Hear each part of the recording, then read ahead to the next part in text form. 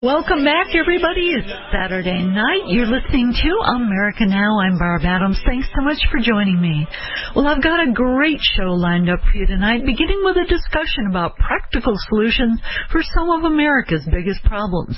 Then in hour two, we're going to learn about sacred feminine energies and how they can help heal the world. Finally, in the third hour, we'll find out what it takes to have a happy body. All this and more, so please stay tuned. But if you do miss any part, you can listen to this or any of my shows on my website, RadioAmericanow.com, under Archives. Well, April is National Rebuilding Month. While there's been a lot of success in literally rebuilding communities across America one home at a time, America still faces many challenges. America needs direction. We need to stop focusing on the problems and start pulling together to find the solutions. Joining me now is author and former statewide prosecutor and Deputy Attorney General of New Jersey, John J. Higgins. Together, we form the Nonpartisan Practical Solutions for America.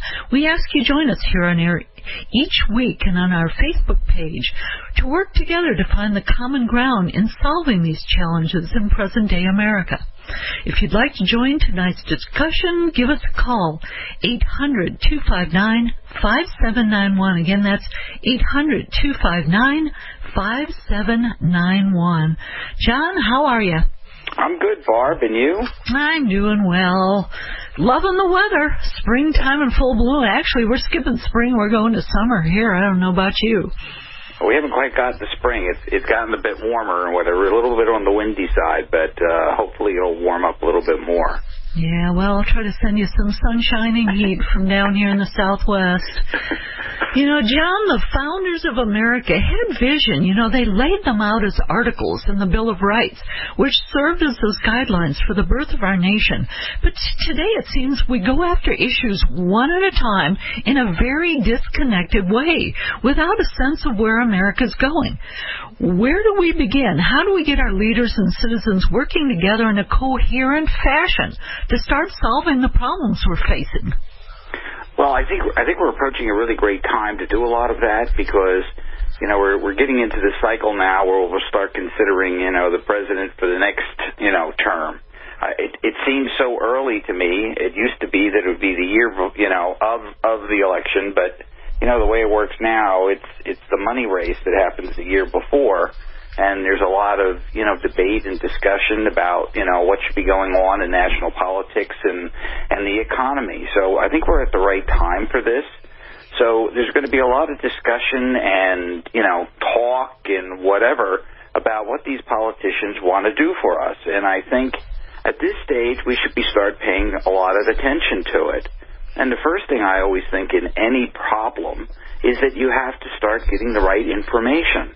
And, you know, today there's so many various, you know, sources of information that you have to be very discerning in terms of what somebody is saying and whether it makes sense or not. I mean, the example I use a lot of times is that, you know, the prediction that Social Security is going broke in 30 years. I don't know that we can predict anything that's going to happen in 30 years. Particularly something that is so strongly based upon what the population will be. Yeah, and if the birth rate seems to be increasing, at least around here, I see a lot of younger families, you know, having lots of kids. I don't know that we're going to have a deficit in the future as far as, you know, those joining the workforce. You know, it seems like Social Security, especially now when they keep talking about it, it seems like they're using this to try to privatize it, which is probably the last thing we need to have happen. Exactly, and that's what starts to happen is that we start getting pulled into somebody else's agenda where they're not being honest about what the real goal of the problem that they're identifying is. So, you know, we'll get all wound up, and something like Social Security going broke or whatever is really designed, at least from my perspective, in terms of creating more panic and fear that, you know, these guys on the white horse are going to ride in and save us from imminent disaster. All the while, they're going to sell us a bill of goods. So we really need to pay attention to what they're talking about. If let's say, well, we'll keep the Social Security piece. If they're saying that Social Security is in trouble, then what is the solution? Yeah. Not that, we've got to disband the whole program. The program has worked for 75 years or so, and it's something that, there's a tremendous amount of investment in it already by the American public by, their withholding costs. Yeah, and the whole thing is, here again, as I mentioned in the beginning, it's like they're focusing on one little piece. We need to look at the bigger pictures, because all of these things work together. We need to have systems thinking. It seems like our leaders and a lot of people in this country have forgotten what systems thinking is. You got to look, instead of attempting to fix individual pieces, such as the welfare, health care, Social Security, whatever, that bigger picture, how they're all connected. That's where we need to be putting the focus. Absolutely, and to me, politicians that are just identifying a problem and not coming up with a solution that will work, we shouldn't even be paying attention to them because they're talking nonsense. And to me, anyone who is running for office, or in any field, in any matter, who is only trying to create panic and fear is not someone we should be paying much attention to. Unfortunately, the media a lot of times loves that because then it starts getting people glued to the TV or the radio or the Internet, and then they can sell more advertising dollars. So you always have to kind of think of what's the purpose of what the media is doing with it as well. Yeah, John, I really think it's up to us, we the people, the citizens of America, to create this vision and future that we truly desire for this country. Because if we don't, and we continue to turn it over to these so-called leaders that we have, who are so power-hungry right now and so corrupt at so many levels, they're going to create that vision in however they want to desire, whatever they want. Right, and at some point we start to need to put the building blocks in place so that the political campaigns are not so dependent on the money. The Founding Fathers, the whole idea of an election was not who could raise the most money. It was really about where the votes would come from, and whether or not what the person's platform was or set of ideas was the most popular, goal or purpose, in the country, and this was the person that you were going to trust to try to enact it or fix whatever that was. Right. Yeah, you're talking about the money, We've talked about this before, we've got to get that out, especially when we're talking about pay to play. Any group or corporation or any individuals who are contributing to the campaigns, they should be barred from immediately receiving any government contracts or anything like this. And I know it's been standard business the way it's been going along for a while now, but somehow we've got to cut this money from the trough. Quit filling the troughs full of money where the guys come and feed from it, and then they owe all these lobbyists. Yeah, and that's how they're getting elected today, because it's he who raises the most money generally is the one who wins. It doesn't always work that way, but generally it does. So, they're in this position where they owe some kind of favor. We just, in New Jersey, it seems like we indict politicians like people pick apples. But, we've got Menendez, the senator, who is doing favors for his, quote, friend, unquote. And, whether or not they're friends and they're flying one another and doing all of this stuff, it shouldn't even be a question that somebody has got the public interest at heart and not, the interest of their friends or moneyed interests. Right, exactly. All right, we'll continue this discussion here on America Now after the break.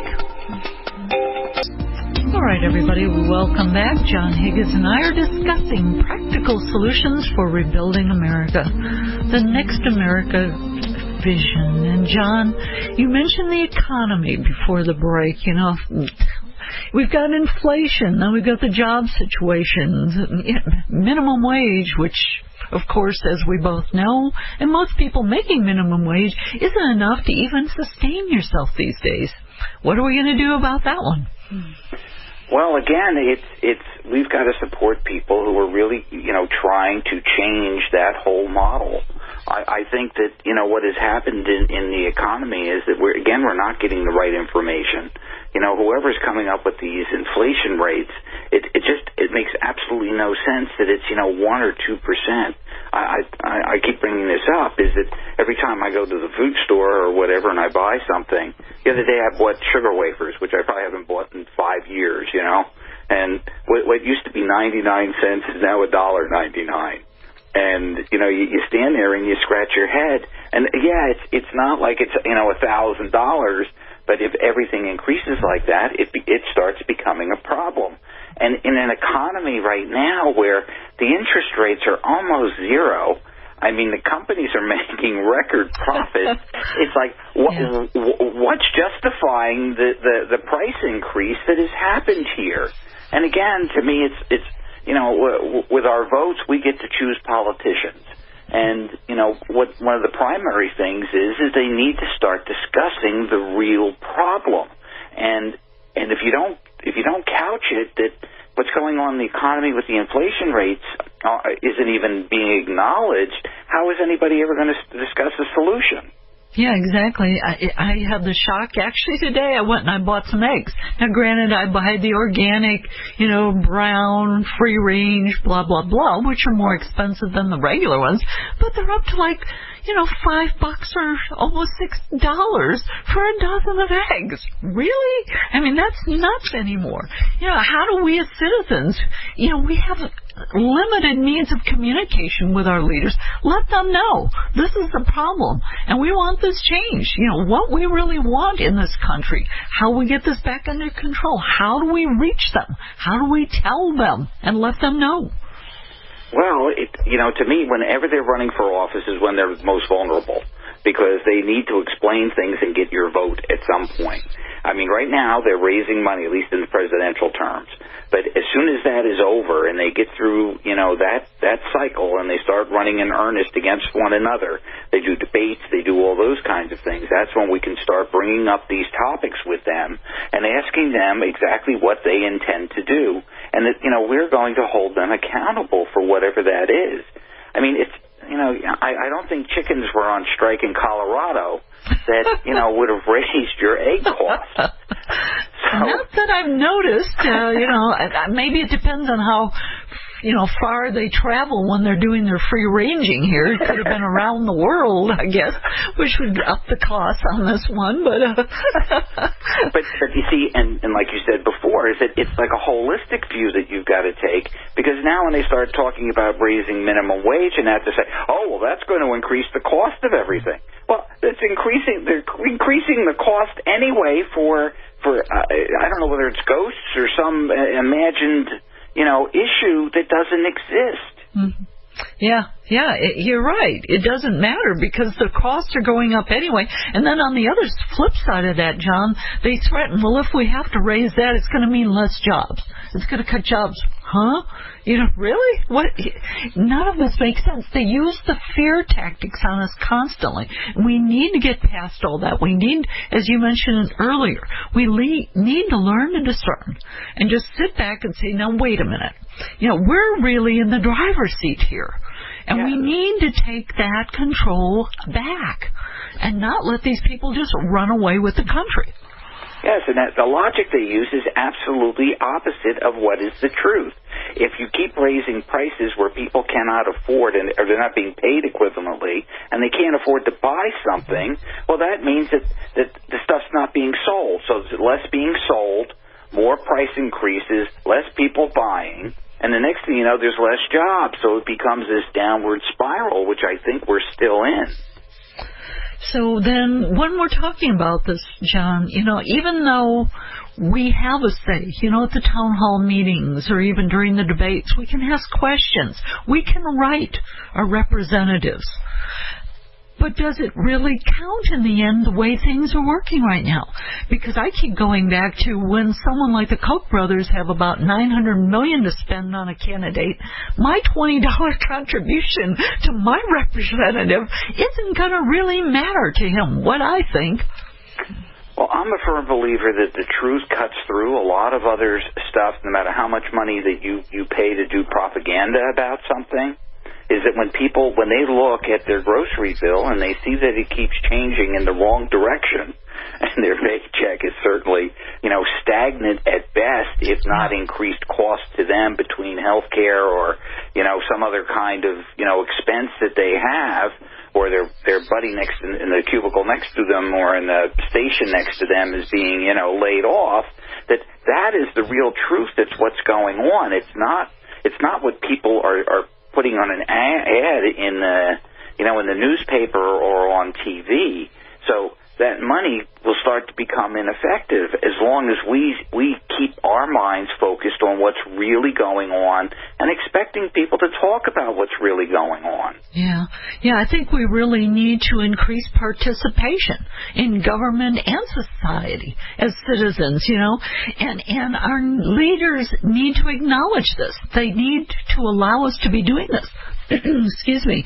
It's like JFK said, and so my fellow Americans, ask not what your country can do for you, ask what you can do for your country. We need to have that attitude back. We just need to say, okay, I'm going to get more involved, and my friends are going to get more involved, and we just start talking, and we get that groundswell movement going. Well, I also think that we need to think of what's going on with the economy as like a war and a threat against the entire, American way of life. And if we view it that way, that we've got to do what we have to do to start straightening out, this real threat. Right now, there's things in the world that are a threat, and I don't mean to, discredit that or lessen it. There aren't threats. But to me, the most immediate threat is in our economy itself. And unless we start getting stabilized, and they're going to have to increase taxes up at the higher end. I don't see any other way around it. Corporations are going to have to start paying their fair share. It can't be this, skirting, their responsibility. And I think that if we keep focused on it, I know that there's more and more voices across the country that are saying the same things, which is very encouraging as far as I can see. Yeah, I think it's there, John, and I agree with you. I think we're coming together again and starting to envision a different America. But we need to get going and work together on this. All right, America Now continues. Please stay with us. All right, everybody, welcome back. You're listening to America Now. And here in America, John Higgins and I are trying to figure out some practical solutions for rebuilding this country in a better way. And I think there's a lot of you out there who are listening and elsewhere who agree we need to get going on this and start envisioning a better vision for America, one that's based on our historical successes but maintains the strength of the present while we identify those things that need to be improved. And John, we're talking about the economy. It does need improvement. When the leaders talk about this national debt and how we're going to pay it down, you've got opinions on that one. Well, absolutely, because again, it's trying to create all this fear in everybody that the national debt is destroying the country. The country has always been in debt in one stage or another. This is nothing new. And right now, we are still in this crisis that started around 2008 with the collapse of the economy due to what the banks were doing in their own dealings. We shored them up, but they haven't changed any of their habits. They're doing the same things. And, when I say this, there's a part of me that goes, when I say it's the banks, it's not like there's all these evil people handling your money. What it is that it's turned out that there's some methodology in their head that their goal is to make profits and all of this other kind of stuff that has nothing to do with real banking. And in pursuing that, they take shortcuts or they invest in certain things so that they're trying to please what they think the shareholders want. So they lose the vision of what their whole purpose is. And in doing that, what it's doing is that it's keeping the economy not able to get itself back up, righted, and going in the right direction. And that means that, when they have profits, they need to pay the right amount of taxes on it. It can't be that these profits are just, rat-holed or split among shareholders where it's not helping the economy at all. Right, I agree. And, but that is the business model, though, the corporate business model, the shareholders. Bottom line is you've got to provide for those shareholders. That's, and you're right. We need to kind of blend this all somehow, because obviously the corporations probably aren't going to go away. We know that. But they need to be held more accountable. But at the same time, we've got to be running America where we're not in the situation where we, the people, are always the last ones accounted for, either by the corporations or by the government, where we're allowing them to just kind of take over. And we're sitting here going, what about us? What about us? What about affordable housing? How come we don't get to share in all the big benefits? We get some of it, but not as much as we should be. Right, and part of the problem is that there's fewer and fewer corporations that own everything, and they need to break the banks up. You can't have these banks that are too big to fail. It ruins competition. It becomes like an oligarchy or some kind of monopoly that starts being put in place, and we're suffering the effects of that. And I think that on some levels, maybe that's from my legal background, is that we need maybe to create a whole other corporate model, and a model that provides that the employees themselves own the corporation rather than outside shareholders, and you give them tax benefits for that you don't give the other corporations, so that they can go in and they can rehabilitate the inner cities, or they can make stuff that most corporations wouldn't take on. And in this way, they'd be more better citizens, because they would be composed of the local people and answerable to the local people, rather than to some multinational board that wants to keep money hidden in Aruba. Yeah. and has no concern on what it does anyplace else in the world. Yeah, I hear you with that one. And the one, having a corporation owned by the employees probably would be an interesting one, especially if you offer a lower tax rate.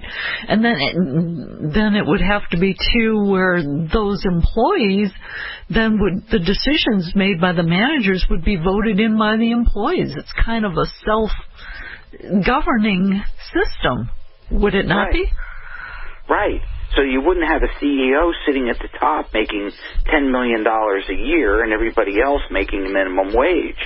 Because, you hear those speeches all the time by the CEOs at Christmas time, Well, we wouldn't have been successful if it wasn't for you, but you don't get the bonus. I get it. Yeah. Even when we fail, we still get it. We still get those bonuses, That's the whole thing. And to me, there should be penalties. If a CEO, these golden parachutes should, first of all, be removed. There should be no such thing as a golden parachute. Because if you're not making enough money at the $5 or $10 million a year, or $86 million the one CEO was making, you certainly don't need a golden parachute at the end. And then particularly for some of these companies where they were going down and down with more and more losses, they were switching CEOs and they were giving all of them $10 to $20 million golden parachutes. So to me, that's fraud. Yeah, it is. And we've talked about Wall Street before as well. Wall Street, they ought to have this, the borrowing of stocks and the margins and the hedging and all of that. It's ridiculous because they're playing with our money. We don't know what they're doing with it. They win, we tend to lose. Absolutely. And if they had to own the stock before they can manipulate it, that would make them more responsible. But the idea that you can sell stock you don't own in the morning and then buy it back later in the day and make the profit on what that difference is absolutely insane to me. It's gambling in a rigged game. Yeah, it is. And the rigged game, most of the things, when you think about it, you've mentioned the media before, that seems to be a rigged game, housing, healthcare, all of these things. Again, we need to be looking at all of this from the bigger picture, because chaos results in part from that lack of shared direction, and right now we do not have shared direction. We need a directional light to support conflict resolution of its differences here in this country, and we're lacking that right now. Yeah, absolutely. And to me, when you're sitting at home and you're seeing that things are getting worse, and I think most people are seeing that. I don't think very many feel very good. It's tax time again, so people are assessing exactly where they are. It's who is talking about benefiting you? Not some theoretical thing that you shouldn't be taxing, the corporations, or you shouldn't be doing this, or you shouldn't be doing that. It's whatever they're talking about, how would it affect what's going on in your own economy? I don't know there's very many people today who feel they have any job security. Everybody's on tenterhooks about that. So who's talking about making the corporations responsible for the employees? I mean, we're supposed to take care of one another, not who can get over on one another the best. Yeah, and that's the unfortunate part. We're going to, again, all this goes back to what you were talking about in the very first segment, learning to discern. Because these people will tell you what they think you want to hear. But if it's not resonating with you, if it doesn't sound true, well, guess what? If it's too good to be true, then, it's not going to happen, folks. They're going to sell you down the river. But even at this stage, they're not even talking about the right stuff. Yeah. They don't talk about the economy being in bad shape. They're saying how good the economy is doing. Well, yeah, for them it is, because they don't have to, for them $6 a dozen eggs doesn't bother them. Right. Well, when you're friends with the King of Jordan and he flies your family over and puts you up for $30,000 a night, as a freebie, you really don't have to worry about these things. I knew you'd get your crispy jab in there somewhere. All right, America Now continues after the break. All right, everybody, welcome back. You're listening to America Now. John Higgins and I talking some practical solutions for America here tonight. John, the one area we haven't covered yet is race relations, and certainly this is very timely. There seems to be a resurgence of problems along these lines. Oh, absolutely, and the media has been covering this stuff. Sometimes I think to the degree where they're not giving the full story, they're giving partial stories and hyping it, which is just creating more and more of a problem. There's always some kind of problem whenever there's interaction with the police. Nobody wants the police pulling them over. They don't want to have to deal with the police. But the thing that seems to me the biggest problem is, beyond the race relations is that you need to do what the cop wants you to do. The guy or gal who's the cop is generally, on heightened alert because they don't know what's going to happen in these traffic stops. I don't care, how many times they do them, they never know what's going to happen. Every once in a while, one of them gets killed because they're not paying enough attention. And when the cop, tells you to stay in the car, you stay in the car. This unfortunate incident that just happened that, came out down in North Carolina or South Carolina, wherever it was, was, the guy didn't stay in the car. He got up and he ran, which was absolutely insane to me. One of my state trooper guys who became one of my detectives basically said, you can't outrun a radio. The cop has his driver's license. He knows who he is. I mean, where's he going to go? And then to fight with the cop on top of it, you've got to remember the cops have guns. I mean, it's playing with fire. Now, I don't know, at some point, maybe we need to put the same race in those communities and basically put primarily, black police officers in those neighborhoods. But I venture to predict that the same thing is going to happen, because when people are not compliant, the guy with the gun who's got to enforce the law is going to be very nervous, and there's going to be these issues again.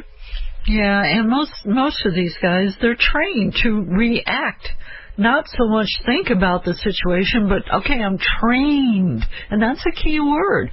Trained to react. Whatever's going to go is going to go, and it's going to happen fast.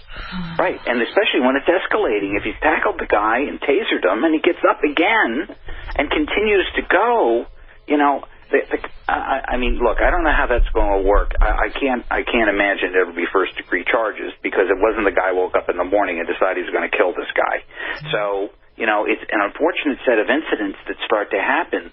But, as things escalate, they're going to continue to escalate. And the cop is not going to disappear or go away.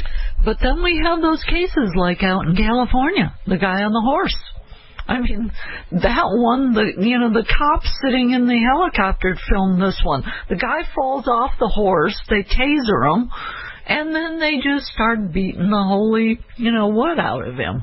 I mean, so a lot of people are on heightened alert on the other side, John. I mean, right. We're setting up for this situation where people are afraid of the cops and the cops are afraid of the people. Right, which is really the wrong way to be going about all of this. Everybody needs to, take a step back and take a breath and understand that everybody just wants to live their life. Occasionally you get somebody who wants to create crime and whatever, but it's not the general thing. And the police officers who use excessive voice and force in that, of course they should be prosecuted and fired and all of those things. But, it's going to take some time before all of that starts to de-escalate again.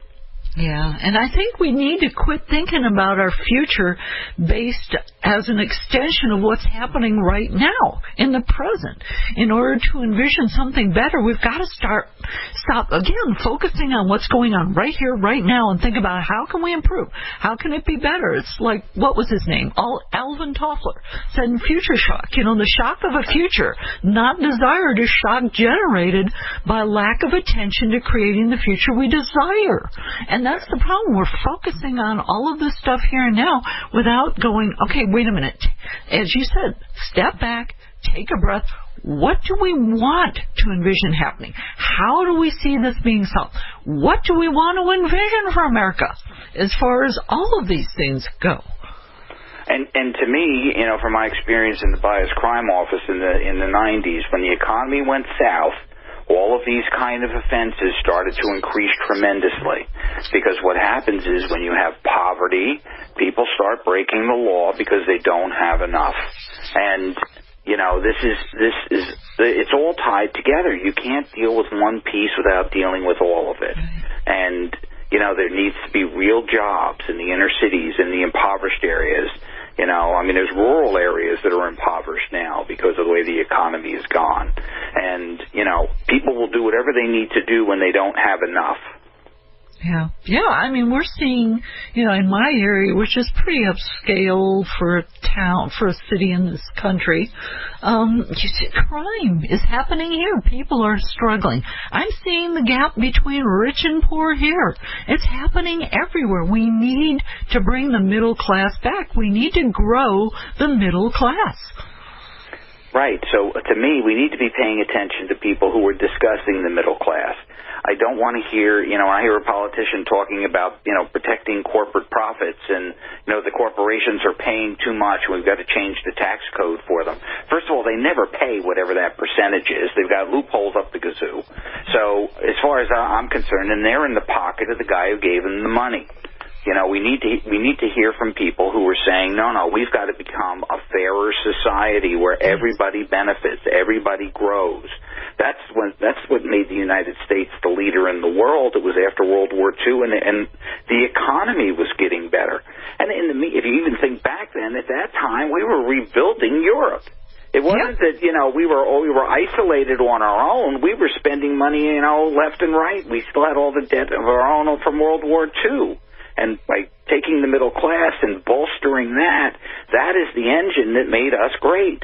Mm-hmm. And that will make us great and sustain us in the future. And you're right, John. Those are the people, when they start talking, and we need to be paying attention. When these people running for political office start talking, we need to listen very carefully to what they're saying. Are they doing systems thinking? Are they looking to the future to see something better?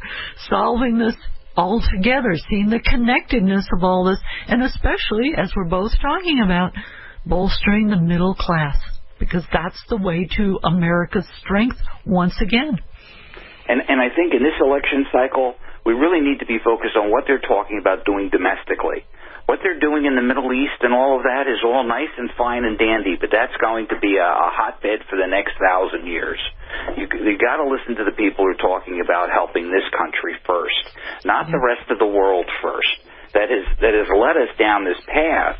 That if there's anything that's created our national deficit, has been all these foreign wars that were never paid for.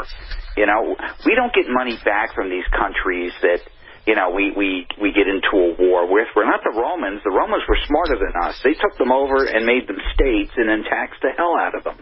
We don't do that. We go in there, we spend all our money destroying them, and then we spend a hell of a lot more money rebuilding them. And that's all our money. Yeah, and again, even when we're rebuilding them, sometimes we're not listening to what they're telling us they want and need. It's their country, after all. We're doing it the way we think it should be. It's like, no, wait a minute. And it's happening here at home, and it's happening there as well.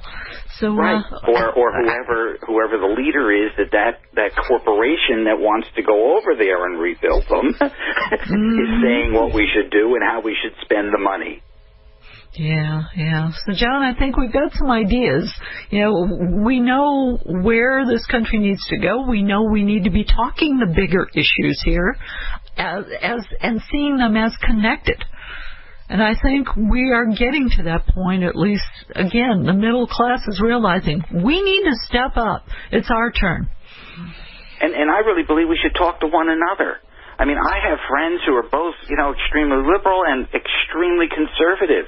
And, if I got into a debate about abortion or whatever, they'll be diametrically opposed. But if I talk about what's going on today in terms of the economy and how safe they feel about their jobs and what they're going to do when they retire or how they're going to pay for their kids' college education or how they're going to pay their taxes, they're all basically talking the same thing. It's a very common theme. Yep, we all want the best for one another and for this country. And so it is.